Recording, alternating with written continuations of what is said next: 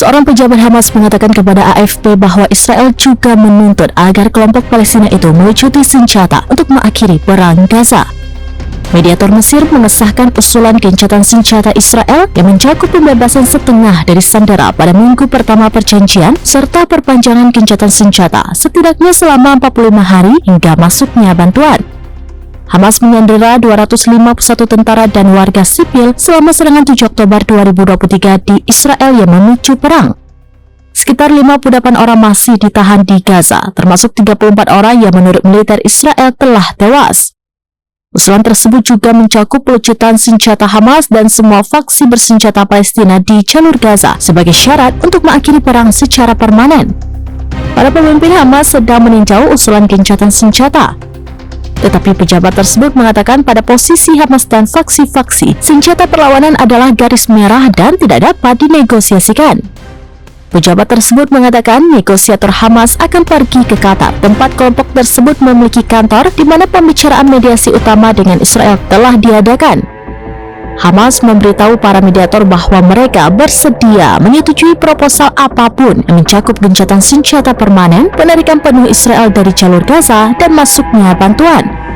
Sebelumnya, Perserikatan Bangsa-Bangsa memperingatkan bahwa krisis kemanusiaan Gaza semakin tidak terkendali karena tidak ada bantuan yang memasuki wilayah tersebut selama berminggu-minggu dan kondisinya memburuk dengan cepat.